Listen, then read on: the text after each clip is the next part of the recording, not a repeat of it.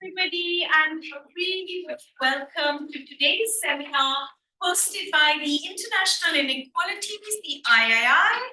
My name is Dr. Shalini Grover, and I'm an assistant professorial research fellow at the III. I'm incredibly pleased to be chairing today's seminar with the wonderful title, Crypto-Utopian Occult Revival and Anti/Fascism, which is part of our Inequalities seminar series. And today's speaker is no other than Dr. Erica Lagalisse, who we've been waiting for a long time to host. She's an anthropologist, a heteronymic writer, a popular educator, and she did her postdoc here at the III from 2018 to 20, leading to the publication of Occult Features of Anarchism 2019, an intersectional study of anarchist social movements that comment on the social production of conspiracy theory. Wow. As usual, there's a chance for everyone to ask their questions after her presentation, which is 45 minutes, and that will be online and in person. So now I'll hand you over to Erica, and I look forward, and all of us look forward very much to your talk. Thank you so much, Eileen. Thank you. Thank you. And thank you everyone for coming.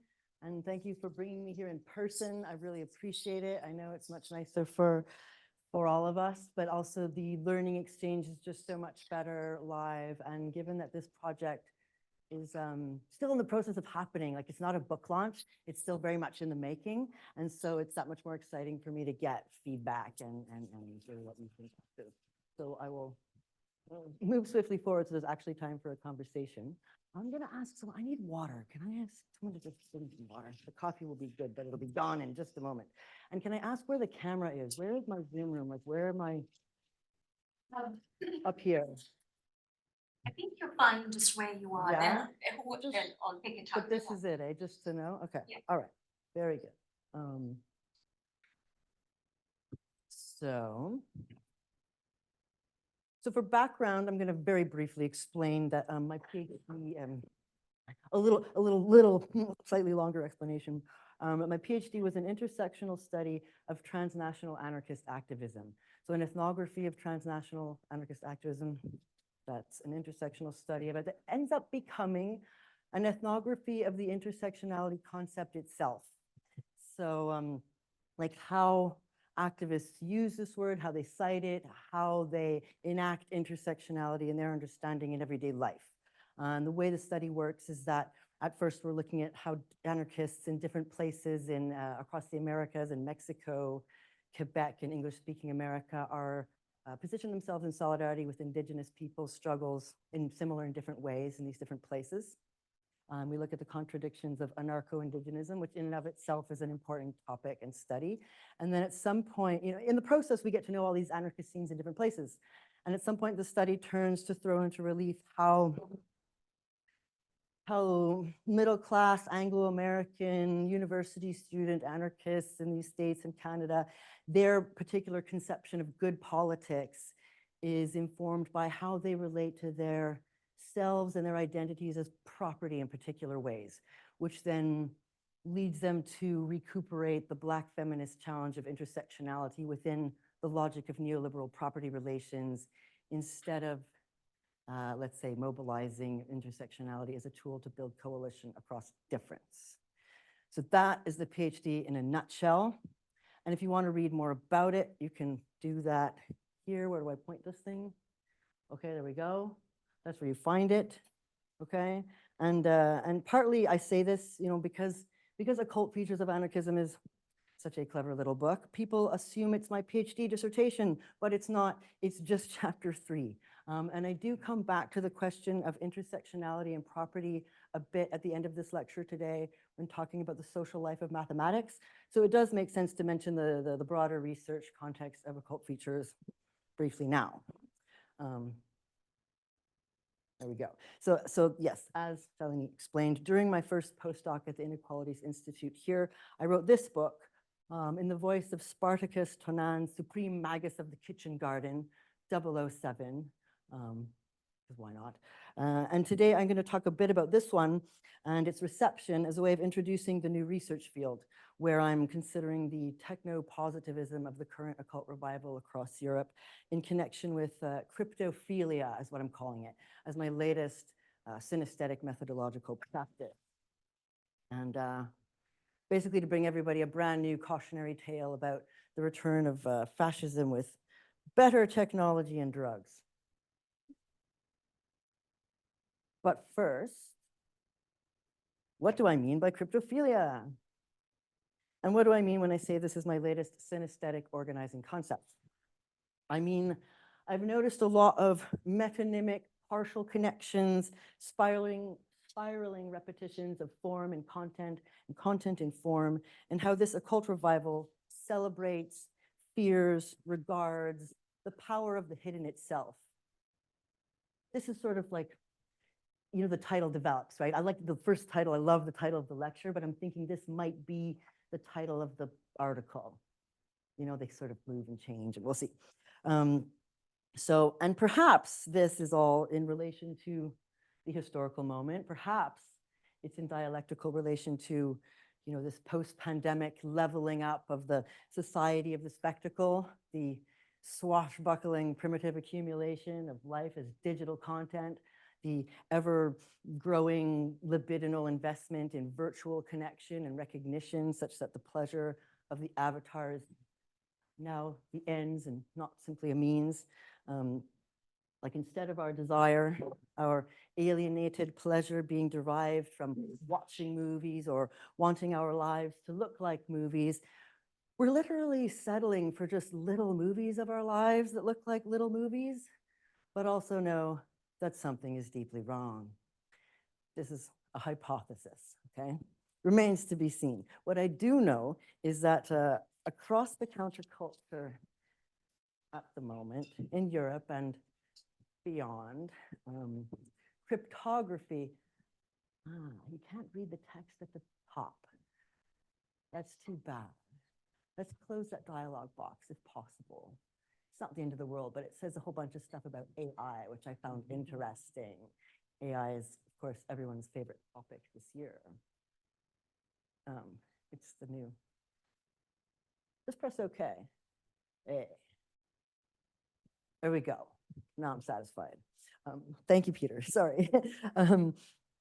So yes, across the counterculture at the moment, cryptography itself, including specific codes like the blockchain, are not only considered powerful tools of social engineering, but also continuous with the perennial occult magical tradition. So the self-defined media shamans are funded by cryptocurrency while entertaining notions of occult government and being attracted to engaging in political action in the occult themselves. Okay, so the real work of government is done in hiding. Effective political work in general is done in hiding. Real spiritual truth is by necessity hidden. Social justice will occur through acts of code, whether that means banks based on the blockchain or making things happen with memes. Okay, this is the kind of synesthetic partial connection that I mean. Popular cryptophilia as zeitgeist, if you will. The idea is this extends beyond and connects the projected mystical powers of both the secret order of the Illuminati and the blockchain code. Has anyone here never heard of the blockchain? Okay, good, good enough. You know you've heard of it. Now, this is a new project. This lecture is one of my first exercises in synthesis, coming out of a lot of fieldwork. And true to form, you're going to find me playing a bit with mnemonics, voice, and code as a kind of pedagogical practice, moving between Lagalisse's transcendent representations of mimetic power and my alter ego, June Thunderstorm's dank meme stash. And our collective research on what today's self-styled chaos magicians themselves call chaos, mimetic magic. The basic point is I'm still doing social movements ethnography, okay, but now with more of a focus on the relationship of technology and culture. than ever before, attending to countercultural engagements with AI, which everyone is quite excited or concerned about either way, and the naturalization of algorithmic logic, okay, together and separately, and in specific regard to constructions of digital mimesis as magic, with the driving political concern being how New Age counterculture appears to be increasingly romanticizing technology as a solution to social problems, and perhaps centralized technocratic power by extension. Okay? That's where the anti/fascism comes in.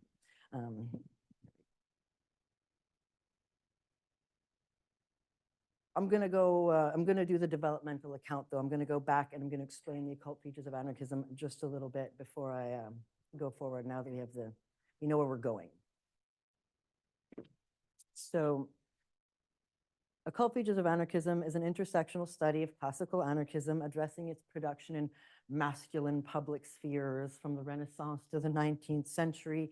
It's the history chapter of my PhD on anarchism and intersectionality, where as an anthropologist, I write a cultural history, a gendered and racialized history of anarchism in a way that hadn't quite been done. I look at the everyday life of the men who first discussed anarchism, so-called, considering the cosmology of anarchism, its relation to Christian eschatology and the Marxian dialectic together and separately, pantheism, Spinoza, especially the role of the Hermetic doctrine in modern man's hope for social improvements and the feelings of ability and entitlement to build a heaven on earth. I go through the witch hunts, the gender of Freemasonry, and how all of this informs anarchism and socialism as we know them today. Now, that's not today's lecture. I'm rehearsing the summary points. There is a lecture on it that I gave on this a couple years ago. Now, I say read the book. It took me so long to write. I'm like, just read the book. But if you want a lecture, it exists. It's just not today. What we need to know today is just the following, that my original purpose was to historicize the public-private divide, okay? The whole exposition is organized to see how the depoliticizing of gender and religion within radical counterculture develops in dialectic with the same process in the modern nation state, which is supposed to be ironic for anarchists because anarchists position themselves against the logic of the state. So in other words, the book started out as a feminist project that nobody was going to read, basically. But I watched YouTube during the 10 years it took to write it. This practice also being directed by my fieldwork, okay, because truthers worried about 9/11 were showing up at anarchist events with everyone arguing about conspiracy theory more than before. So I began to follow YouTube, which at the time was a new phenomenon. This is 2006 we're talking about. And so I end up with a review of the first decade of YouTube conspiracy theory content and survive and realize at some point that my niche feminist book is also the true history of the Illuminati. And so, because the masculine public spheres are also clandestine revolutionary fraternities or secret societies, otherwise known as. So I add a chapter to the existing project, meta-analyzing discussions of political conspiracy over a couple of hundred years. And then also, I moved to discuss how the concept of conspiracy theory threatens to disorganize the left based on my fieldwork. And this is published in 2019, right before the pandemic. So Occult Features of Anarchism circulated quickly because of how it is ethnographically informed, okay?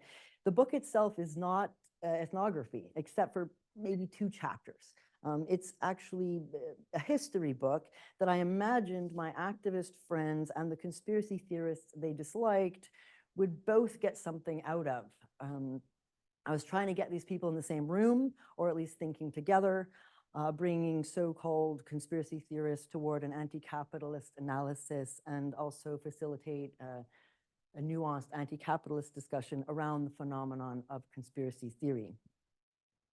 Now, there's a line in William Massarella's book, The Manna of Mass Society, like, what are the representations deployed at the right time that will facilitate, which deployed at the right time will facilitate participation. From the ancient arts of eros to today's neuromarketers, these are the decisive questions. I would also say the same for today's chaos magicians attentive to algorithms. But my point right now is just that I'm the magician because, of course, I'm trying to manifest with words. And I actually pulled something off there. Not that it always works. I was also trying to trick conspiracy theory aficionados into reading feminism, and I'm going to need some much more powerful magic for that one, I guess. That didn't work out as well. It's amazing how many book launches I do and people just gloss over that part when it was the original point of the book. There we go. So the pandemic happens, okay? And that's not exactly how I pictured public debate around conspiracy theory getting worse, but there it was. And an ethnographic field opens up before me faster than I can keep a handle on, really. I felt like Mickey Mouse in Fantasia. I'd conjured much more than I had wagered. Next thing you know, I'm in a wizard robe preaching to 60,000 ravers. It starts out as a book tour, but it becomes clear that it soon becomes clear that I've stumbled into multiple yet overlapping ethnographic fields that exceed me and my book. New Age, anarchist, populist, COVID yes, COVID no. In some places, diametrically opposed factions on this issue wanted to put me on a platform. At first, these events are not considered, I'm not conceiving them as sites in an ethnography. From the position of the appropriately modest anthropologist subject, these are at first just my own book events, right? But I am continually doing ethnographic research just automatically to avoid making a fool of myself on stage while trying to lecture on conspiracy theory during the tail end of the pandemic, which I know we've all done a great effort to just forget about, but it was pretty intense, right? And trying to talk about this topic at that time was extremely difficult. And I kept telling my editors, you can't put me on stage the same day I arrive. Like we need at least 24 hours to go over, like, what are the terms of debate? What are the laws here? Why does how much does everyone hate each other and why? And, who am I talking to? And in the process, yes, I notice all of these juxtapositions and repetitions. And I start to critically conceive of all of this as methodology. What can I see at this scale if I adjust my focus? One week I'd be at a squat with seasoned militants discussing the practicalities of an anti-fascist underground, and the next week I'm at like a profit-driven psychedelic Disneyland with grown-ups debunking the great Jewish conspiracy to 500 naked people tripping on acid, which was very stressful. In some places, my work was curated with Giorgio Agamben. Here I'm billed with remote viewing and sex magic. So there's a lot of differences, but there's also similarities. Okay, and at many festivals, I do find myself next to the same repeating group of people talking about similar things. And by the end of 2022, I know that I have an ethnography. And I hope that's okay with my new friends who are all powerful magicians. Public anthropology is not, it's not easy, especially now. So I'm walking a razor's edge as usual. But yeah, of course, as I go, I'm paying attention to, the festival programs where I work, the digital, the hard copy materials, relations of friendship, patronage, reciprocity, patterns of nationality and language, and how people talk about them, doing the announcing thing, paying attention to the creative production of misunderstandings, and always following political economic relations. In this project, the flows of venture capital, or the relevance of flows of certain venture capital, seem to really stand out, in tech especially, and in AI and psychedelics specifically, together and separately. Where one research question is just, how is the vast speculation in these areas, financial and imaginative, both, affecting social imaginaries and relations?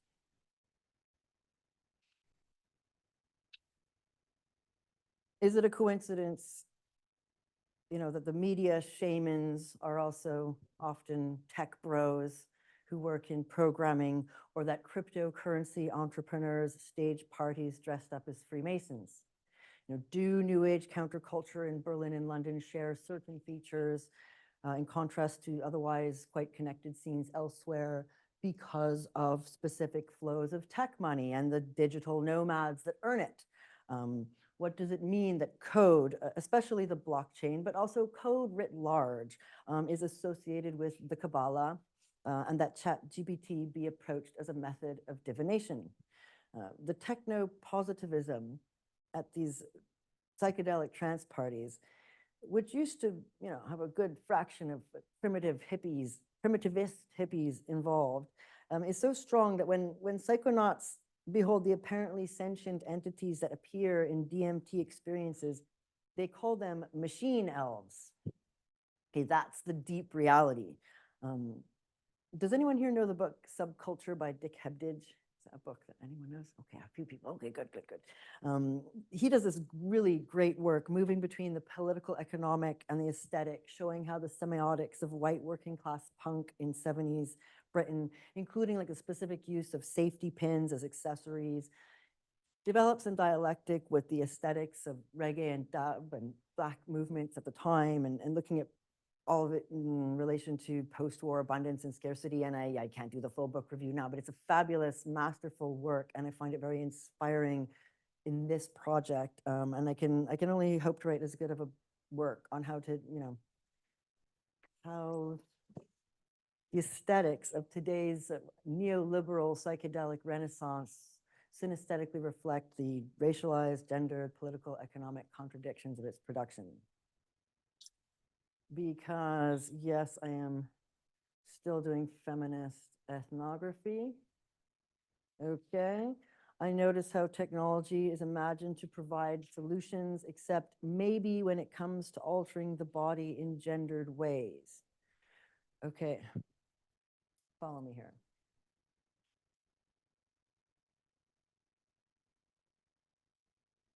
Okay. I think it's really interesting, follow the analogy, that even psychedelic sacred plant medicine that's constructed as healing by associations with nature and indigeneity, together and separately, is imagined to be improved by splicing things like ayahuasca and magic mushrooms together to make something called psilohuasca. Okay? And here, venture capital is widely considered to be on point. Okay? It's also broadly considered okay to do in vitro fertilization and select embryos for things. But the gendered body, some say, not all, that's the point, it's a divisive issue, that's the point, should perhaps stay where it is. So there's no optimizing for specific outcomes except the reproductive. And critics say those who are selling procedures to splice gender are just looking to make money, which they may be. But why not the same emphasis with regard to psilohuasca, right? So I'm curious about that. The gendered body appears as a bit of a boundary object in the ethnography, raising questions about the gender of the social justice hack, what's going on there. But so now we're going to move to consider the connections between techno-positivism and cryptophilia specifically. Okay. So as I said earlier, I see across New Age counterculture in Europe a certain emergent orientation towards conspiracy as strategy. And I'd say attraction to occult intervention appears to emerge in dialectic with conspiracy theory as a form of analysis, yes, excuse me, but also the sensibility around occult intervention as strategy also seems connected with notions of society as a machine to be hacked. So there's sort of logical and aesthetic resonances among these concepts, interacting with popular imaginations of how perfecting the digital perfection of secrecy is going to bring about social equality. And the hype around cryptocurrency per se may have peaked, it remains to be seen, but it is just one example among many is what I'm trying to get at. Who here has heard of the Conspiracist Manifesto? Has anyone heard of that? No, okay. No? No, it's okay. Sorry. I'm like, someone, yes, no. Okay, so this was a text dropped anonymously on the internet last year, and it's now been reissued by MIT. or semiotext at MIT. And it says, guess what? What if we actually just recognize that capitalism is a conspiracy? And it calls for counter-conspiracies.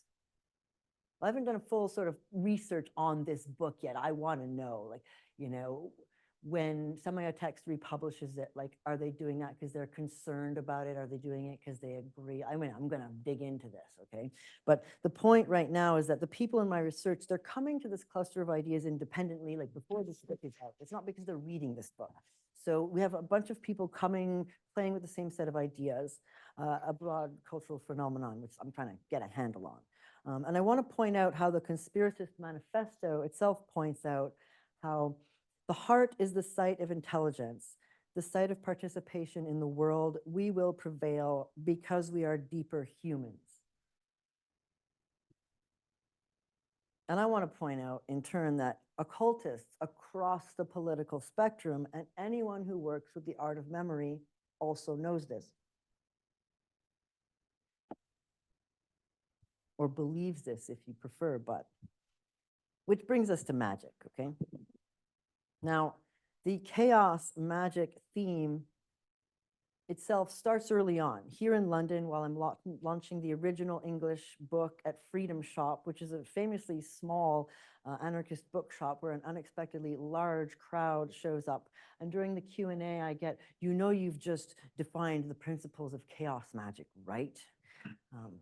And as it's explained to me right then, sigil magic can be observed in the power of the corporate logo, for example. Chaos magicians understand, like social scientists, that magic is not necessarily anything paranormal. And it seems my popularization of scholarship on the art of memory, my disinterested academic study, happens to corroborate certain elements of this tradition. So often it's the chaos magicians who hire me and why I'm seeing the same people everywhere I go. And no, not once in this lecture am I going to define chaos magic. Ask your doctor what chaos magic can do for you. I will, however, explain the art of memory. So in Occult Features, I write about the classical art of memory that Cicero and others used to use to remember speeches, where you remember text by moving around a memory palace in real life or in your mind. In the Renaissance, the art of memory is reimagined as magic to remember universal knowledge drawn from what later would be reimagined as the collective unconscious.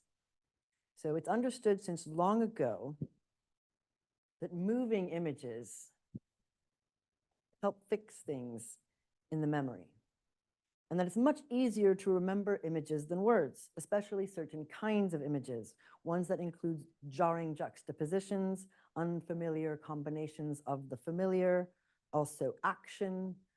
Moving images are action shots, but also images that move you. An early theory of traumatic memory, in a way, the idea gets taken up in psychoanalysis and later advertising. And I explore this exposition purposefully to speak nearby my readers. Yes, the media may attempt, mind control, but the magic is the mundane art of propaganda. So we go from Bruno to Jung to Freud, Bernays, and beyond. So we're going to go through this one more time. This is an example of a sigil. This is a corporate logo. This is a very important frog. Who knows this frog? Does anyone know this frog? Okay, not everybody though. We're going to come back to this frog. This is a meme. LSE. This is an inside joke about the inside joke. This is also a meme, one of my personal favorites. But let us move swiftly back to the realm of representation. I like the art of memory. I'm using it right now.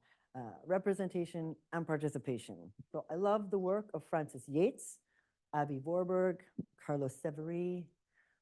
Not everyone knows these names, but you might want to. And just thinking about how much the graphic, geometric elements of the art of memory are cultural versus cognitive, how transparticular, the magic of rhyme and rhythm, of metonymic, not quite similar, fractal repetition, and of mimesis, and of the somewhat different chimera principle, which is Severy's phrase for memory work with unfamiliar mixes of the familiar. It goes way beyond that, to be honest, but fabulous work. Point is, I'm trying to triangulate the best I can find on art and memory, with that on the anthropology of magic. And on that, okay, while writing Occult Features, my go-to is Stanley Tambaya. I realize I don't know how to pronounce his name. Sorry if that's wrong. But for this one, I really like William Massarella's The Mana of Mass Society, which is also a history of ideas around magic in anthropology, where anthropologists are the ethnographic subjects. Okay, so mana, in a nutshell, okay, mana is a concept that anthropologists have long used, fought over, redefined. Is it a local concept? Is it a useful meta-analytical term? Long story short, we learn that anthropologists fuss over this category, mana, in what are ultimately attempts to manage their own specifically modern anxieties about causality, subjectivity, power, charisma, and art. So along with the anthropologists that Tambaya studies, Masarella turns like Benjamin and Adorno and all those guys into ethnographic subjects to go the distance required to say something different than, you know, men create their own world, but not on conditions of their own choosing. And in fact, how the entire critical theory conversation on art, media and pop culture is delimited by like 150 years of structure versus agency. And he's looking to parse the dualism of hegemony and resistance in the legacy of social theory, and especially the dichotomy of the autonomous subject versus false consciousness by any other name, to invite apprehension of mana work as crafting successful constitutive resonance within mimetic archives, okay, whether that's happening from above or from below. And he never says it quite like this, but sometimes I think he just might be thinking it. He's definitely working with some big fun problems like causality, creativity, time, constitutive resonance works, the arts of memory work. If we use the mimetic archive of Marxist theory to talk about it, it's okay. If we start talking about Jung and the collective unconscious, though, it's getting a bit dicey. Don't mention the archetypes. You know, Avi Vorberg got away with it, but that's because he was publishing from inside an asylum. And that's only because he was a very rich man. Whatever you do, Lagalisse, do not bring up Rupert Sheldrake during your LSE lecture, no matter how much his concept of morphic resonance resonates with Massarella's constitutive resonance in mimetic archives. Da-na-na-na. If we were, heaven forbid, actually allowed a whole new transparticular claim, this would be a good place to start, along with Whitehead, ooh la la, but this all gets very close to the realm of participation, so you gotta reel it in, redirect to another line of questioning, which brings us back to thinking about mimesis in connection with technology and hiding versus recognition. So we're going to talk for a minute now about the mana of the algorithmic society.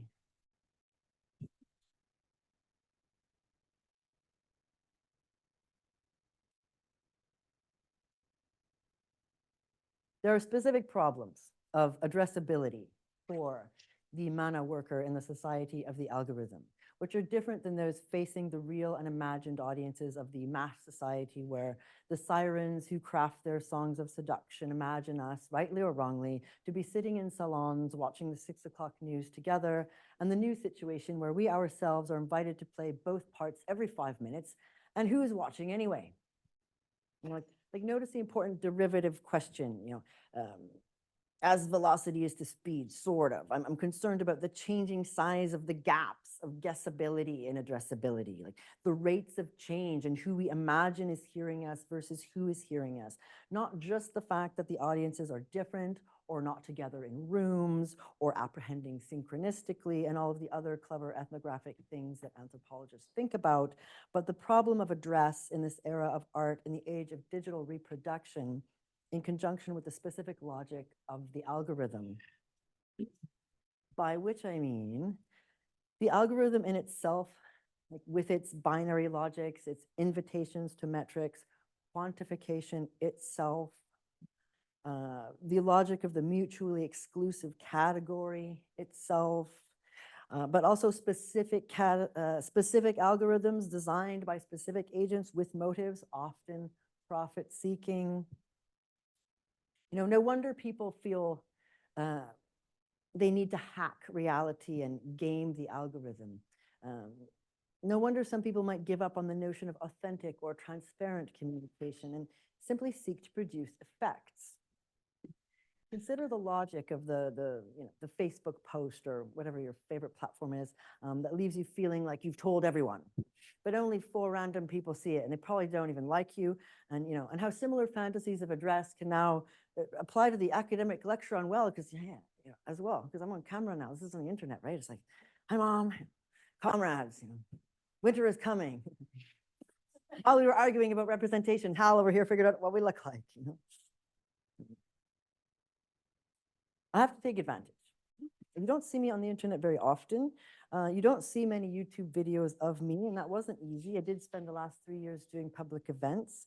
So I'm not just the author of Occult Features of Anarchism. I am arguably the occult feature of anarchism, #1.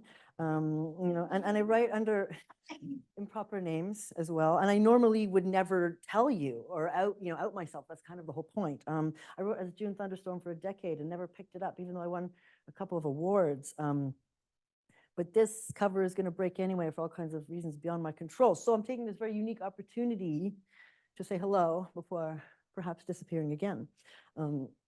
Speaking of anonymity, where we have, there we go. So we got the frogs back and we have Biela. Addressing now the anthropologists. So from where I'm standing, okay, summary points, I can see that the self-styled magicians who work with the art of memory and who know people do things because they're brought to feel a certain way, not necessarily because of logic, are important to consider when grappling with whatever it is we mean by the post-truth era, if we are still saying that. So Gabriella Coleman's Henry Morgan lecture that just came out in How involves, among other things, an assessment of the digital subjects on 4chan who meme happenings into life. And Coleman is concerned in her research with how and why a place like 4chan can help produce both lefty anonymous hackers and right-wingers who who help Trump into the White House. And I find her work helpful, first of all, because I realize I'm meeting some of these people in real life, but also because I realize in this project I need to parse and think carefully through multiple things, like the specific praxes and politics of anonymity in internet relations related to the technological moment of now, and how that meets pre-existing cultural values of Western occultism, independently embraced by some participants, and then also consider both in terms of the, let's say, the more cross-cultural conversation on the patterns of anxiety and power in the occult economy of colonial capitalism, like in the work of the Komarovs and beyond, okay?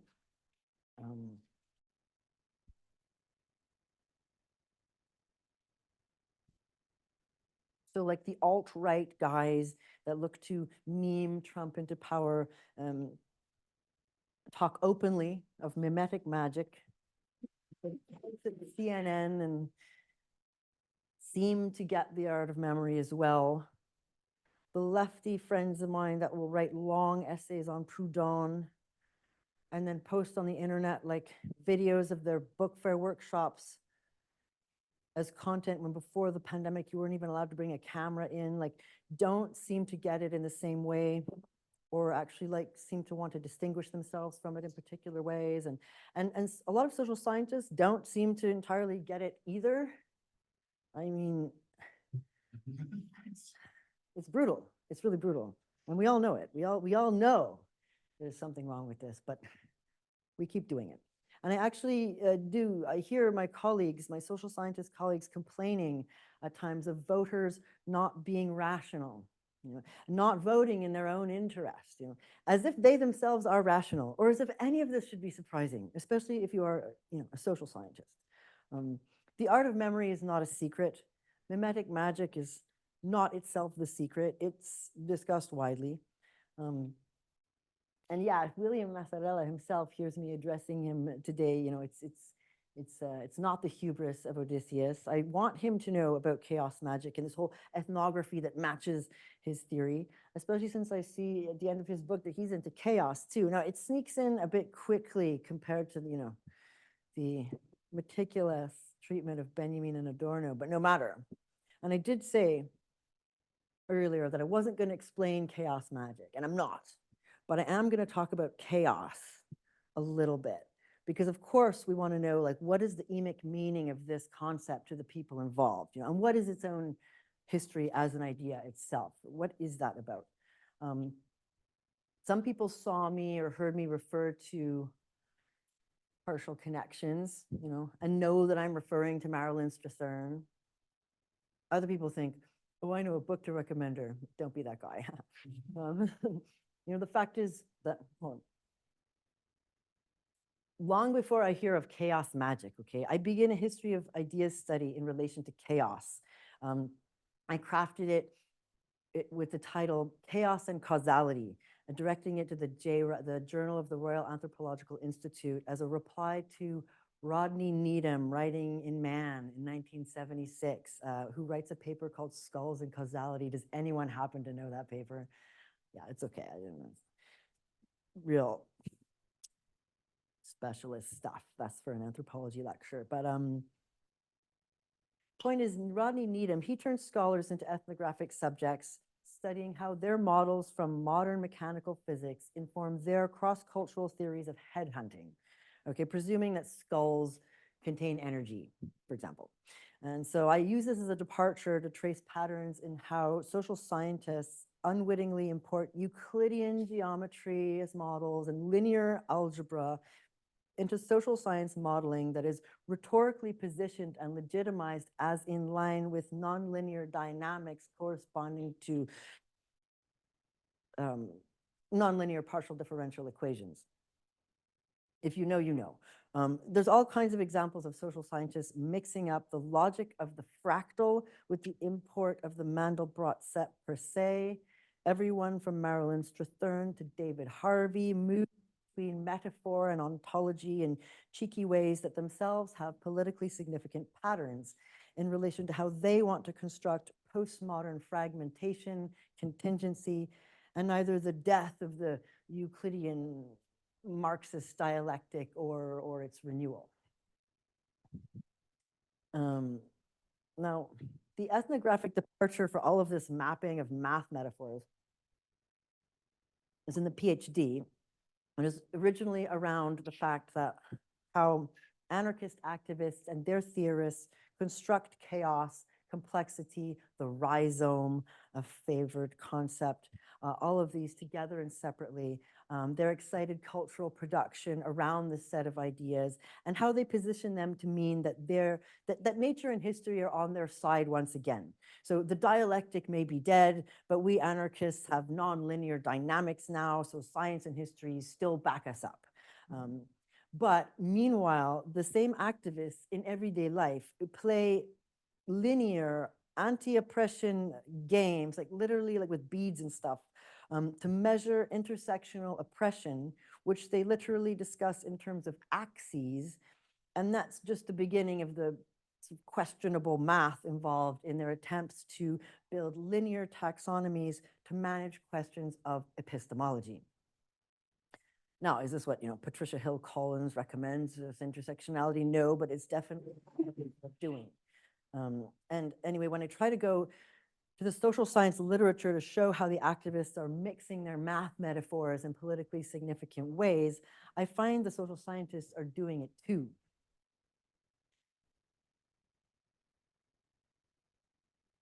So now I face the challenge of one of these high-level history of ideas approaches, studying scholars' use of meta-analytical categories as itself cultural production, and wanting to upgrade chapter 8 of my dissertation into this paper is partly what stops me from resubmitting my book.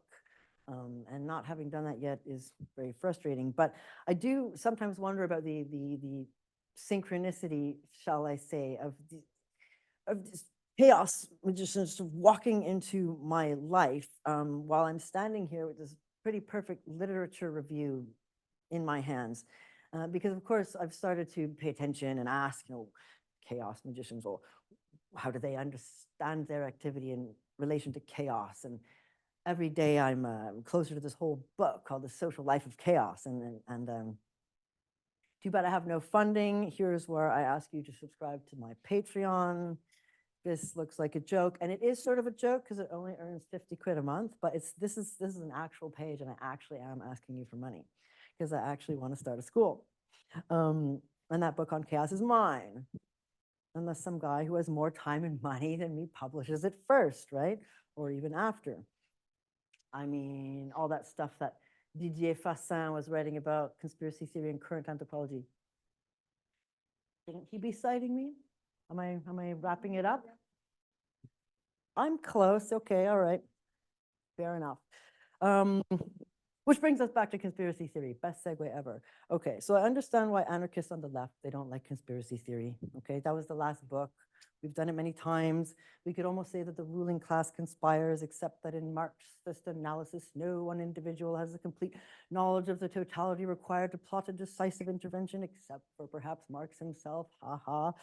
A Marxist approach, stresses the way systemic forces and structures affect possibilities for individual and collective agency. Oh yeah. And yeah, this is my last page. So, but the caveat, is that the popular thinkers of conspiracy do in some way highlight disavowed agency among ruling elites. The genre is entirely superlative, but perhaps as the Conspiracist Manifesto points out, that's part of the point.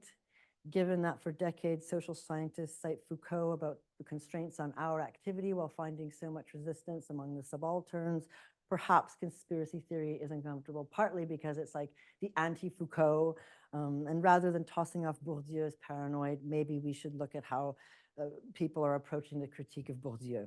And I said all of that in the book.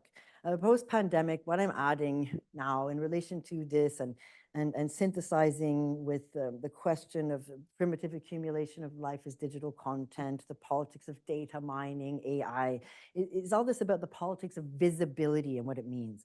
So like activists on the left will continue to seek visibility and representation and value transparency itself, and perhaps for very good reason, okay? I'm just here to say that for sure there are others that are simply seeking results and are willing to operate in obscurity. And I do find myself thinking through the power of the hidden versus the perils of recognition all over again, and what this means today in terms of digital culture, social movements organizing, data, and strategy.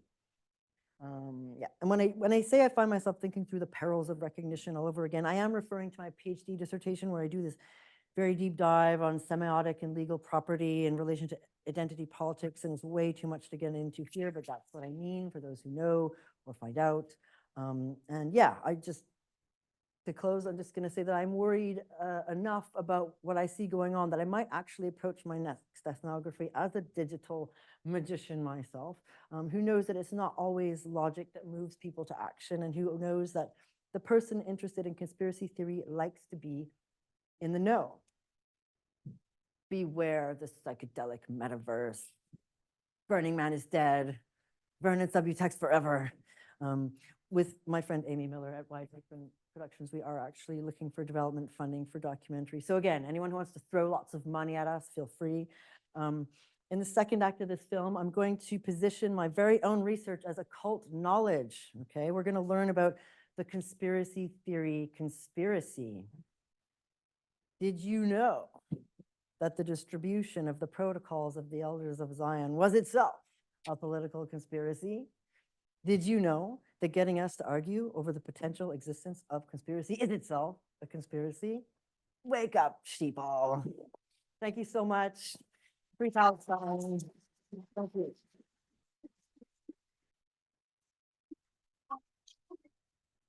Being witty, provocative. Oh, I have so much here to say, but I'm going to open the audience here, and we're going to be taking a question from the audience and then online. Peter, do you questions? Okay, so in this room, who has a question for Erica? Yes.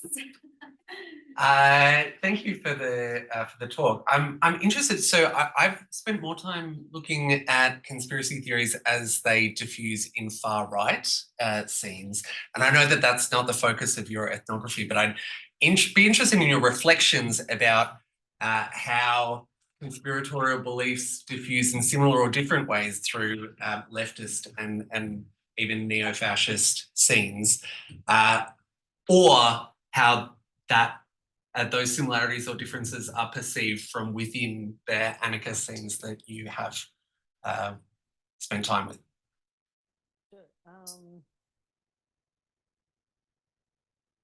The self-identified left activist who feels very, confident about a variety of structural analyses, feminist, anti-racist, the things that are important.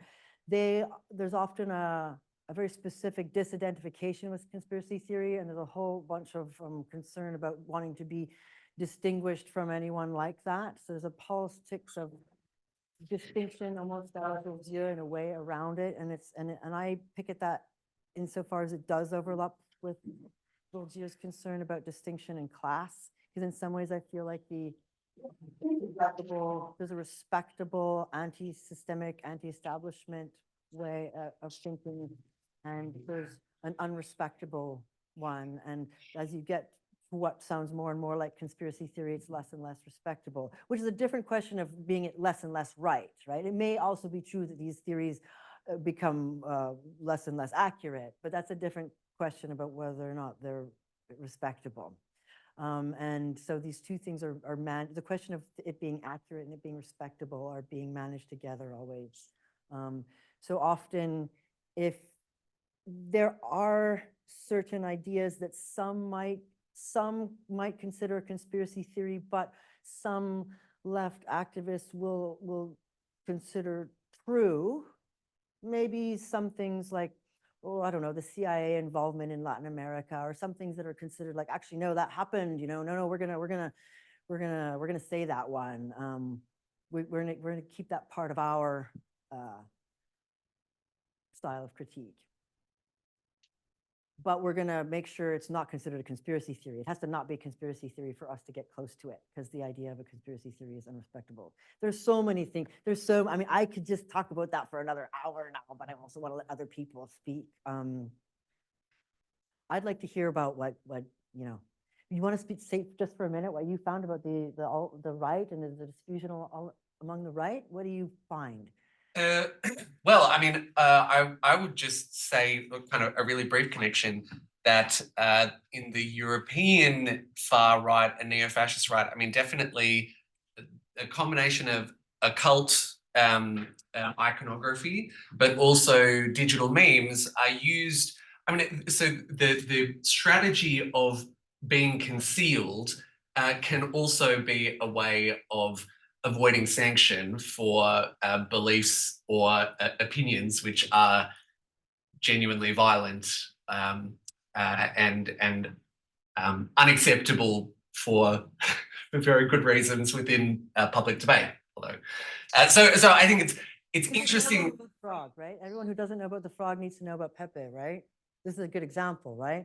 We've got this, we can't maybe tell that whole story here, but this frog that we see earlier, like this frog was shared so much in the lead up to Trump's election, and there's a great documentary about it actually called Feels Good Man. I mean, as a social scientist, we can pick apart that documentary as well, fine, but as an intro, if you've never heard of this phenomenon, this will fill you in. And it's one of the points that's clever in that film, I think, points out how it's insidious because it's just a silly looking frog. So you can kind of like dress it up like all kinds of offensive characters and put all kinds of, racist overlay onto it. But if you get upset about it, you're angry at a frog. So it's very tricky. Yeah. Okay, we'll take a question online. No questions online as of now. Then we'll continue with the audience. Did you have a question? Yeah. Yeah, okay. Go ahead. First down, otherwise, stuff. Within occultism and like kind of philosophy, there's like an anti-materialist metaphysics, right? Which I see as sometimes kind of informing like a kind of left-wing social idea or a right-wing one, so you kind of go to anarchism or to get to like eco-fascism. And do you think that there is anything about that ontology that is just open-ended in terms of the social ideals? Or do you think it's, when it's incoherent, it needs like a right-wing kind of thinking? You know, a lot of the point of the Occult Features of Anarchism book was to say, like, look, what's the ideas that have constituted Western occultism, theosophy, the occult revival at the end of the 19th century and now, the New Age movement, broadly put, can go in either direction. Like this set of ideas can lead someone toward an anti-capitalist analysis that's materialist in a proper material way or not. Or it can lead you down another road, which could end up in fascism. It could end up with an entirely, what we call an entirely idealist approach to politics. Like I'm going to light a candle and something's going to happen and we don't need to do anything else, you know. And so playing with the idea of magic being real in different ways and the world being enchanted the point is that it could go either way. When I wrote that book, I was worried about it going in the toward a fascist way, because I saw all the conspiracy theories moving in a certain direction, and it was supposed to be. And I gotta say, I think right now, like, it's not going in a very good way. So I think the answer to your question is it depends. It's contingent. It's historically contingent on many other things and what's going on. That's true, just of the ontology itself. I'm an anthropologist, so the ontology itself is a bit tricky for me. It's like, what's the ethnographic context? Where is it happening? Where are they getting it from? You know, like I'm always, people ask me that question and I dance. You know, I'm like, you're not gonna pin me down, you know? Like the ontology itself, I know that there are a lot of strong arguments for, yeah, that's the thing. There's never the ontology itself. That's gonna be my answer to that one. There we go, done. I'm only walking because I want to do this thing. I do this at the festival events, but I'm going to do it in an academic lecture as well. I want anyone who's interested to give me your email and then I can send you things, okay? And we can be in touch. That's all. So I just want to make sure that circulates. Yes. Any more questions for Erica? You know, you have questions. Don't be shy. If you don't, that's fine. But you can ask me later when we're not on camera. That's also fine. We all know about the being watched thing. We just talked about it for an hour. There's only so much you can say on television. Yes.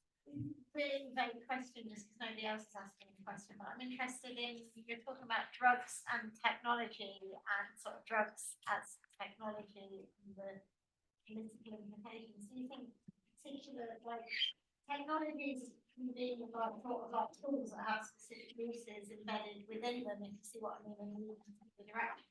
Do you think drugs as a technology can have Great question. the question. Yeah, I do think that, like, well, I don't know, again, like the question of on top, is there certain technologies that in and of itself, the nature of the technology will lead to a certain outcome? I'm hesitant to say something like that because, again, it's like, who is developing the technology? What is the logic of investment behind it, and who's developing it for what purpose, for what market, and all those things are going to affect what that technology ends up being and doing in the world, as much as like what the technology is itself. Like, that's the question about the algorithm, the specific logic of the algorithm, and then the logic of specific algorithms. Like both things are happening, right? As far as drugs as technology go, first of all, it's interesting to think of drugs as a technology, and there's a way in which, like, the techno-utopian or techno-positivism invites us to think of everything as technology, including drugs. Like that slide before about like bridging ancient and future technologies, where the two things that are being referred to are AI and psychedelics. Like, well, there's some semantic work going on there, right? First, you got to like conceive of these things both as technologies, to then consider them both in the same category, to then kind of suggest they have a natural connection and of course should be used together. And you're like, oh, what's going on there? Like there's a lot going on there. And yeah, like the slide I showed briefly with June Thunderstorm, the work that I did there was on marijuana legalization and frontier capitalism. That's something I did about marijuana like years ago. And yeah, I basically need to think through the same bunch of stuff around psychedelics and what's going on there. And then think about, because with it is in that sense, like I think certain drugs, they do have certain characters, right? Or they have certain effects that aren't just about, that actually are a bit intrinsic. So like if you have an entire generation on speed or an entire generation on ecstasy or an entire generation on ketamine, that's going to affect what's going on. And that is a whole question that's sort of about the brain and cognition and the drug, and it's not necessarily about the people who are selling it, and it's very complicated. And I don't want to take enough ketamine to be able to find out what it's like to be the ketamine generation. So methodologically, it's a bit interesting. But I'll let you know what happens.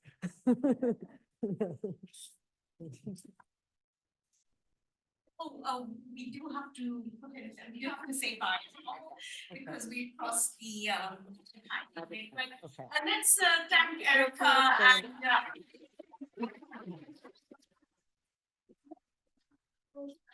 and do keep in touch with all of us. Yes, yes, yes. I will. Thank you so much.